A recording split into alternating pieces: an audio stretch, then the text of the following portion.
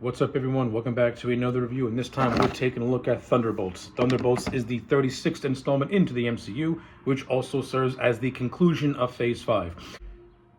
It should also be noted that Thunderbolts is also Marvel's first team-up movie post-Endgame. So, yeah, how did Marvel handle Thunderbolts? Well, I'm just gonna say this. Now, I know upon this movie's release, it did not do really good at the box office, but it did get some good reviews by both fans and critics alike. And I will say this. I would not call Thunderbolts one of the greatest MCU movies of all time. I think that's a very just gross hyperbole. However, I will say that Thunderbolts is one of the better of the modern MCU movies to come out post Endgame from Phase 4 and on. If you look at the MCU from Phase 4 to the end of Phase 5, it's an extremely mixed bag of quality when it comes to films. I think I've liked maybe 2 or 3 at the most. Other than that, I thought every single movie has been just mid to frustrating. Now, Thunderbolts didn't frustrate me. However, it did have those Marvel tropes, those MCU tropes that I thought, you could have scaled down a lot and really beefed up and really heightened up the gravity of this story. Because overall, I thought Thunderbolts has a very interesting story. It deals with very interesting themes. Like, this is a movie that deals with trauma, guilt, grief, and for the most part, it does it in a very mature way. Do I think that the Marvel humor does undercut certain scenes? Yes, I do. At the same time, do I think this movie does have some of Marvel's more underappreciated dramatic moments that were not undercut by a silly joke? Yes, I do. Like, Thunderbolts to me is Marvel trying to go back on that serious track from phases one to 3. Now, did it overall succeed with Thunderbolts? Like I said, you do have moments where it does, and you have moments where, like, it falls back on those Marvel tropes where you could have excused it. And yeah, I think that's the best overview I can give of Thunderbolts, is that it's a movie that is trying to go back to the seriousness of the first 3 phases, but at the same time, it's still trapped in its own way. So it kind of comes off like a mixed bag in a lot of areas. But not only that, in order to fully, maybe not understand Thunderbolts, but to understand a lot of these characters, you need to do that typical modern Marvel homework where you have to watch movies like Black Widow and the shows Falcon and Winter Soldier in order to have an understanding where these characters are at the beginning of this film. Also, you have to watch Hawkeye as well, because Yelena, played by Florence Pugh, she is the focal point of this movie. This is basically Yelena's story. So, with all that stuff out of the way, let's break down Thunderbolts. Overall, as I said, the movie is relatively solid with some very good moments here and there. It's got a good story that I really liked and actually related to. And for the most part, I think the director, Jake Schreier, he did an overall decent job behind the camera. Like, I've never seen any of his work prior to this, but after seeing Thunderbolts and how he was able to handle an ensemble cast, I am cautiously optimistic on how he's going to handle the X-Men when he eventually gets that movie off the ground. So, at least in terms of how Schreier directs, I don't really have much worry, because I do think he has a lot of good directing moments in this movie. And like I said, he did a relatively decent job at juggling different characters and their different personalities and have them bounce off one another.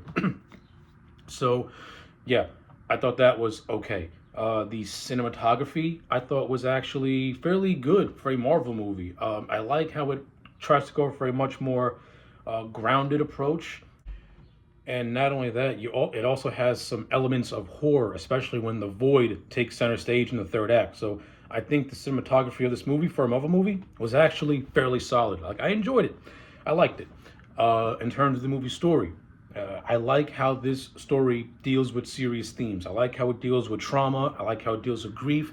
For the most part, I think it handles most of the main characters' traumas relatively well. I like how it handled Yelena's trauma. She's someone who is still struggling with the death of Natasha and pretty much feels an empty void.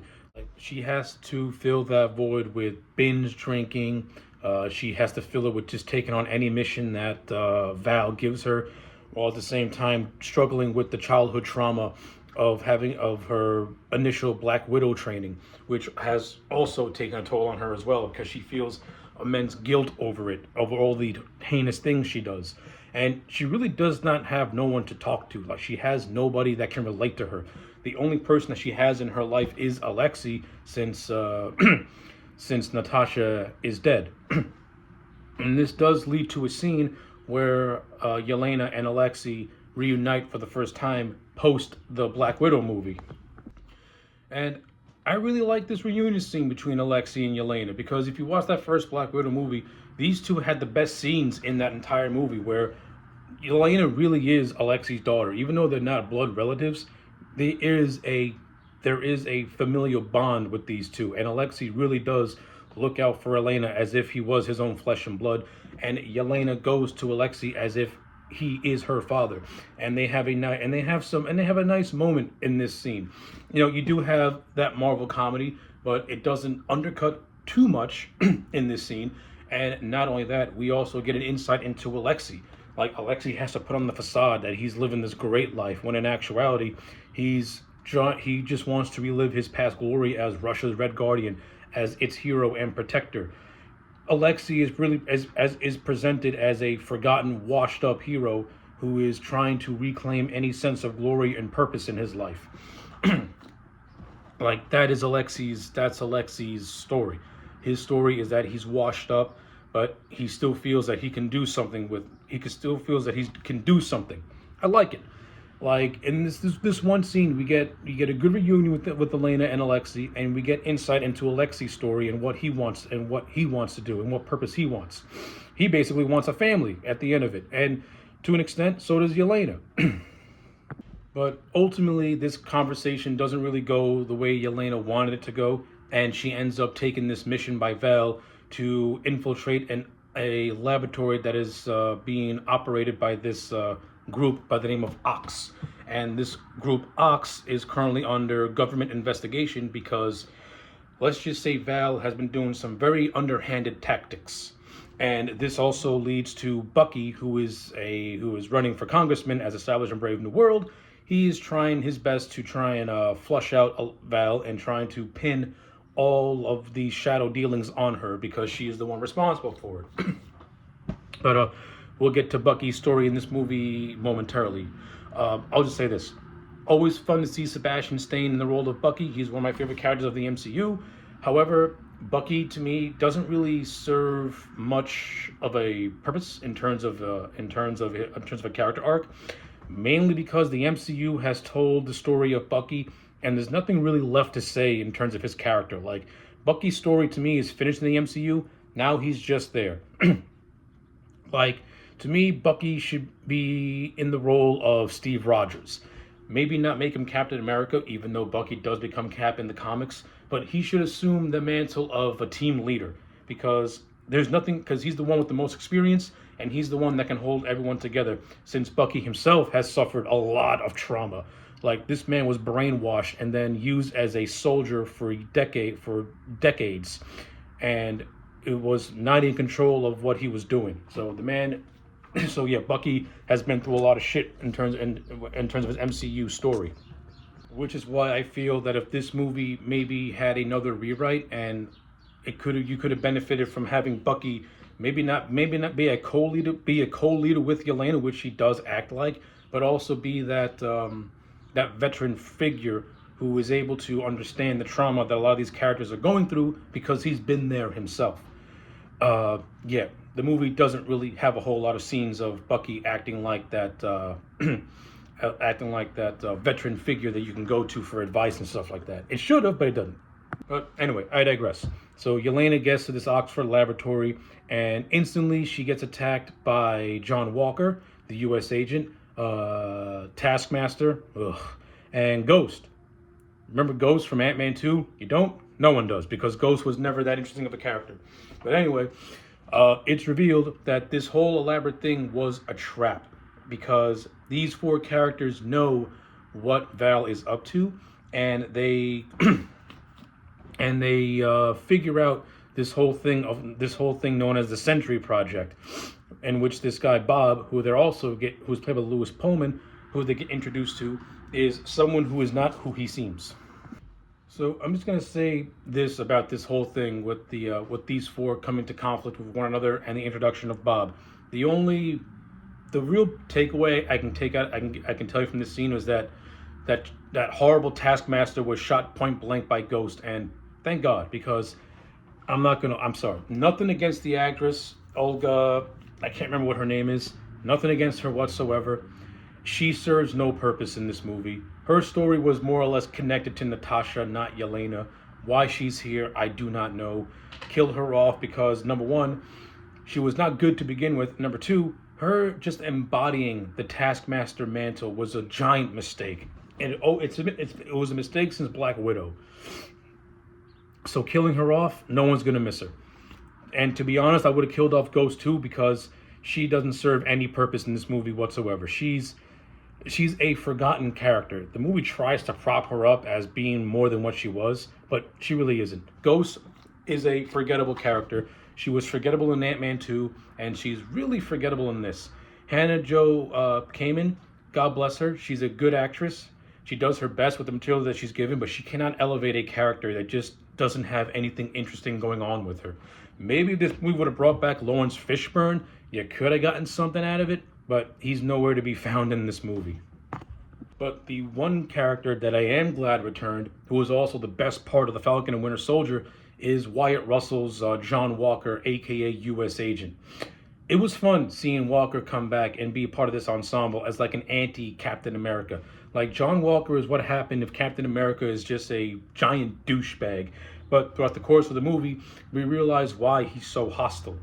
So Walker's trauma is, in addition to dealing with the events he had to go through in Falcon and Winter Soldier, his wife left him and took his child along with her. And this is Walker's grief. Walker's grief is that he lost his family and he wants to get his family back. But as a coping mechanism, he just acts like the world's biggest prick to a lot of these people as a way to just, make himself feel better or make himself feel important. I do like Walker's story. I think he could have done much, much more with it. I do think that Wyatt Russell gives in a very solid performance. And a lot of the film's more understated comedic bits do come from Wyatt Russell acting like a dick as John Walker. And a lot of the more just cringe Marvel humor comes from Yelena, especially when she makes a dick joke, which did not get one laugh out of me. It was totally unnecessary and not funny at all. And this dick joke comes after a group of characters are about to get incinerated along with Bob until Ghost manages to override the system and get them out, which leads to a little scuffle between John and Bob, where Elena does this really, really bad dick joke that did not get one laugh out of me. But while all this is happening, we have Bucky's story, in which he's trying to gather as much evidence as possible and trying to gain as much insight as possible to try and take down Val, talking to Val's assistant Mel, working with this congressman played by Wendell Pierce, and the three of them are trying to do whatever they can to pretty much pin any sort of thing on Val, because they don't like Val, and Val does have some shadiness to her. Now, Val, once again, is played by Julia Louis-Dreyfus. I'm not going to front. I'm not going to lie. I do not care for Julia Louis-Dreyfus as the character of Val. I think Val to me is a ripoff of Nick Fury, only where Samuel L. Jackson has a charisma to him and an on-screen presence. To me, Julia Louis-Dreyfus does not have any of that, and I don't really think she's funny as the character of Val. Val tries to act like she's bigger than what she is. She tries to act like nothing phases her, and I don't know, it just feels off. It doesn't work for me. Like, a middle-aged Julia Louis-Dreyfus is not intimidating anybody, especially as the character of Val. No matter how much power you give her, I don't take her as a threat. And she really crumbles when the Sentry gets his hands on her in the third act, where you see that, yeah, the character of Val is just can crumble faster than how you can crumble very fast, very quickly. But as that's happening, our characters are trying to escape the Ox facility, in which they do relatively successfully, but they get stopped by Val's command force, who won't let them go, even as they're posing as a medevac team. This leads to Bob to escape the convoy that he's on as a distraction. He gets gunned down by rapid fire. And this is the first big reveal that Bob is not what he seems, because he takes all this fire, he's presumed dead, and then he just rises up as if nothing happened and then shoots into the sky. And this is where we get the revelation that Bob is part of this experiment known as the Sentry Program, in which he is given the powers, according to the movie, of 1,000 exploding suns. Now, if you read the Marvel comics and this character of Sentry, Sentry is the character is basically Superman if Superman had mental health issues. That's the character of Bob in a nutshell. And this also leads to my second best performance in this movie. Hell, to me, probably the best performance in this movie is Lewis Pullman as the character of Bob Reynolds, the Sentry. I thought Lewis Pullman was great in this movie. Like, I've been a fan of his ever since I saw him in The Bad Times at Al Royale, and since then, Lewis Pullman has won me over as a very, very good actor, and I enjoyed him as the character of Bob. I like the gravitas he brings to Bob. I like how he plays Bob as not a bad person. Like, he plays Bob as a genuine good person who wants to do right, but at the same time, he's dealing with this trauma. He's someone who's dealing with a lot of grief, a lot of trauma, a lot of grief. He's somebody who has been experimented on. He is somebody who suffered through a lot of abuse at the hands of his father. He's a former meth addict. Like, Bob has gone through the ringer in terms of all this shit that he's dealt with, and this also causes him to have mental problems, because once he's given the powers of the Sentry, he develops a very, very dark alter ego, and this alter ego is known as the Void, which is basically Bob's darker half that consumes him. So basically, the Sentry is what happens if Superman has a Dr. Jekyll, Mr. Hyde complex. And I like all this stuff. And one of the few scenes where Val actually comes across as a manipulator is where she has Bob captive, and she basically just wins him over by overhyping the power that he has, and pretty much convincing him that he can be better, that he's all the Avengers rolled into one, and that he can be Earth's mightiest hero. This is where Val's manipulation really works, because she's invading a man's broken mind, and by giving him this false sense of security, when in actuality she's just exploiting his insecurities. And this is what leads to what I think to be one of the strongest parts of this movie, which is its third act. But before we get to the third act, let's talk about the middle portion of this movie, in which our characters are now on the run.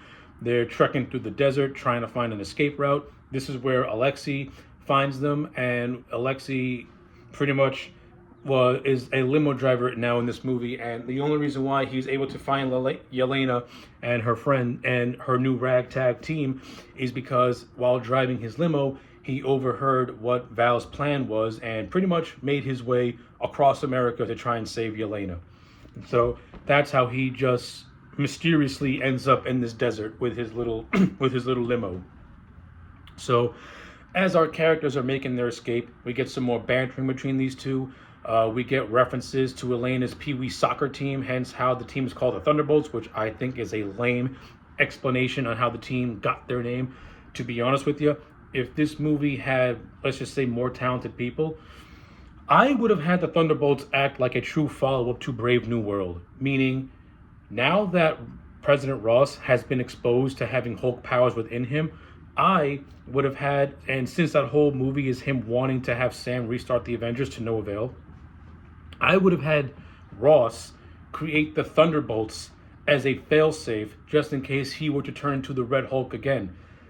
Now, that's the idea I would have presented for a Thunderbolts movie, because initially Harrison Ford was supposed to be in this movie until he was written out. So, again, if I was writing it, I would have had Ross initially create the Thunderbolts as a failsafe just in case he were to get exposed as a Red Hulk, but I would not have had him turn into a Red Hulk in this movie. I would have him and Bucky kind of sort of work together, since Ross has been established to going on a redemption arc. I would have him and Bucky work together to try and discredit Val, hence the creation of the Thunderbolts. Number one, you continue Ross's redemption arc, and at the same time, you give the Thunderbolts more meaning, because now they're taking a name that Ross has been going by for decades, and now Ross is trying to take that name and trying to do something else with it, trying to make good out of it. Like, he can't restart the Avengers, so he's going to create his own team.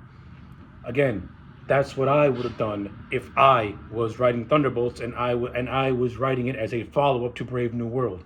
I would be continuing the idea of Ross wanting to restart the Avengers by doing Thunderbolts. Since the end of this movie reveals that the Thunderbolts were going to be the new Avengers anyway, I just would have done that instead.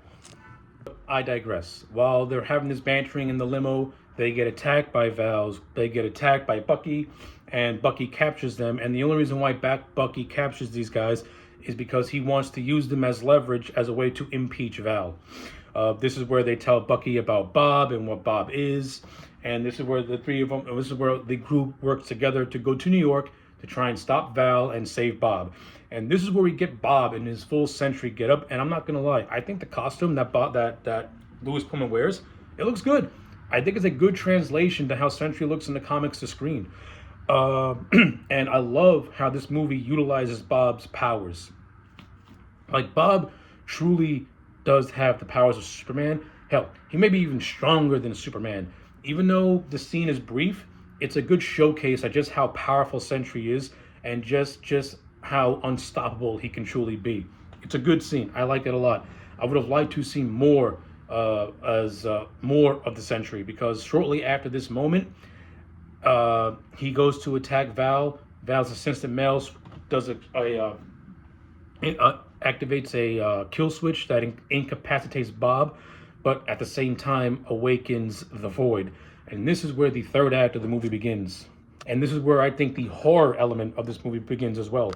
So the Void is basically Bob's insecurities, trauma, all coming to the surface. And I think the Void is probably one of the most intense villains that Marvel's ever created, because the Void forces you to relive your just darkest moments, and that's intense. And I love the fact that the Sentry's main villain is virtually a dark version of himself, which is an idea that was lifted from the comics that I thought was translated very, very well. And this whole third act leads to our team banding together to stop the Void and to save Bob from himself. This is where Alexei and Yelena have yet another very, very good moment, where Yelena pretty much just pours out her grief to Alexei and basically just puts him to task for not being there when she needed him the most. And also Alexei recognizing this, but at the same time saying that he wasn't there then, but he's here now. And the scene was nearly undercut by an unnecessary moment where Yelena says, "That was very good. I like that. That was very good." No. That line of dialogue should have been chopped off, and the scene should have ended with those two having an embrace. That would have been the perfect way to tie up a very emotional scene where both these characters are pouring themselves out to each other. You took a father-daughter moment and you nearly undercut it with a joke. Again, it's that damn Marvel humor that aggravates me when it comes to scenes like this. But anyway, the scene really gets taken to another level when Yelena gets engulfed by the Void. This leads to probably David Harbour's best performance in the movie, where in his mind he sees Yelena die, and he just goes completely just gonzo. Like, he just starts screaming like a madman. He literally just saw his daughter in his mind almost die, and he's almost irreconcilable. Now, the Void does not really kill people. He just puts them in a dark place and forces you to relive your childhood traumas until you find a way to get released. And this is where, like, Yelena goes. Yelena goes into that dark part of her subconscious where she has to relive the moment where she leads a girl to die by the Black Widows as part of her training. But while exploring this as well, she also sees Bob in a room hiding from his abusive stepfather, from his abusive dad. I'm sorry, and you get more insight into his trauma and why he's all screwed up in the head. And then as the other Thunderbolts realize what they have to do to save both Yelena and Bob, they also travel into the void. And this is where you get like a and this is where you also get some other good moments as well. You get a moment of them going to this Malaysia laboratory where Bob is being experimented on. This is actually a payoff to the opening prologue where Yelena has to break into a Malaysian laboratory. We actually find out in this scene why she broke into said laboratory in Kuala Lumpur. So I like that. It's a nice, so I like that. That was also well done. You also get this scene where you see Bob methed out in a chicken suit, just spinning a sign around, like hitting people with a sign. It's done to be a comedic moment, and yeah, I don't know how I feel about it. I don't like it. Like, I do like the idea of Bob being hopped up on meth and just acting crazy, but it's done in a comical way and not in a way of seriousness that it should be done, because meth addicts, let's just say that when you're constantly addicted to meth and you let that drug just destroy your body, it leaves you in just a very just, I don't know how to explain it. Let's just say it leaves you in a place both mentally and physically that almost leaves you too far gone to escape from. That's how I would have played out that whole part, instead of going for a more goofy comical way. But evidently, this leads to the laboratory scene, like I mentioned, and this leads to Bob confronting the void, and Bob just letting the void consume his rage, consume his anger and guilt.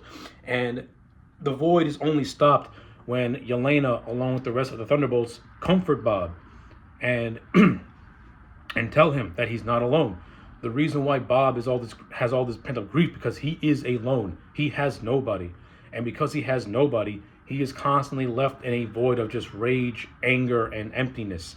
And with the Thunderbolts coming together to comfort him, he's no longer alone. He has this. He has a unity in his life, and this is how the void is defeated, and this is how Bob pretty much is saved from himself. It's actually a really good ending. I may not be doing a good job at describing it, but watch it for yourself. It's actually executed in a very just poignant way.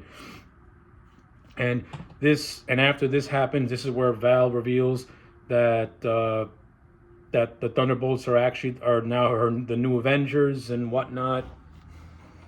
And this leads to Yelena telling Val that they now have dominion over her because of her actions and all the things that she's done. She is now going to be under the thumb of the Avengers, because one slip up and they will give her away. I would not have had this be an undercover Avengers movie, to be honest with you. I would have just kept the team as the Thunderbolts, and I would have had them accomplish the mission, which is to get Val discredited and thrown in jail and forgotten about. That's how I would have ended the movie. I don't need this whole twist of them being the Avengers all along. I think it's just lame. It's a lame ending. And clearly it was done as a failed marketing attempt to get buzz around this movie, because let's be honest, Thunderbolts really had no buzz upon its release. And then you get to the typical mid-credit, post-credit scene. The mid-credit scene with the Red Guardian just pays off a joke that he set up about how he wants to be on the box of a Wheaties, on the box of a Wheaties cereal as part of a team. You get that. Okay, not funny. And then you get the end credit. Then you get the real post-ending scene with the with the new Avengers in the new Avengers Watchtower. And this scene takes place 14 months after the events of the film, where it's revealed that Sam Wilson is suing the Thunderbolts for copyright infringement. Sam did not want to restart the Avengers to begin with, so why does he care now about copyright infringement? You have no ownership of the name Avengers. This whole thing is meant to be a joke, but it's a joke that makes absolutely no sense. Like, no one really has claim over the name of the Avengers. So I don't know why you have this stupid thing of Sam suing over copyright infringement. So it's fucking stupid and just dumb. But the real stinger is the Fantastic Four being transported into the MCU universe, which is how the movie ends. The movie ends setting up the Fantastic Four. Okay, so that's basically Thunderbolts in a nutshell. I think I rambled on about this movie long enough. All in all, I do like Thunderbolts. It is one of the better of the modern MCU movies. It's not perfect. It is very, very flawed, but you can tell that they're trying to do a good movie. And I think for the most part they succeeded. They told a movie with characters who I liked for the most part. To me, the standouts are Yelena, John Walker, Red Guardian, and Bob, with the characters of Taskmaster just being set up to die, and Ghost just being just that, a ghost. She serves absolutely no purpose. I love Sebastian Stan in the role of Bucky. I like seeing Bucky in this movie. He does have his own story, but he doesn't go through any character journey. But it's fun to see the Winter Soldier, and it's fun to see the Winter Soldier co-lead his own team, which I think was pretty cool. Val as a character, I did not like her upon her debut in the MCU in 2021, and I just don't like her now. I think she is a weak villain. She's not good. She has nothing going for her, to be honest with you. and that's pretty much all I can say about her. But everything else, I think Jake Schreier's directing is on point. I like it a lot for the most part. I think this is one of the better Marvel movies to really have a use of practical and CG effects. Like, this is one of those rare Marvel modern MCU movies where the CG actually looks good for a change and doesn't look like so cheap. So I like that. And I think, again, a lot of that has to do with Cryer going for more in-camera effects and just using CG when necessary. Like, when he's showcasing the Sentry's power, the CG looks good. When he's doing the Void, the CG looks really good. By having limited CG, it makes the movie just feel better. And I do like the location shoots. I like the sets. I like the cinematography, how it has a very just dirty, gritty look to it. So, like, yeah, Thunderbolts has good aesthetics. It has good acting. It has an overall very solid story. Is it all the way perfect? As I said, no. And I think I illustrated to the best of my abilities what I would have done differently. But as a total package, I'm going to give this movie a solid 7 out of 10. It tries. And it does the best that it could, given the sandbox that it has to play in and all the lingering plot threads that it has to tie up and all the setups that it has to pretty much line up. So, yeah, those are my thoughts on Thunderbolts. Let me know yours in the comment sections down below. Like the video and subscribe, and I'll check you back next time for more.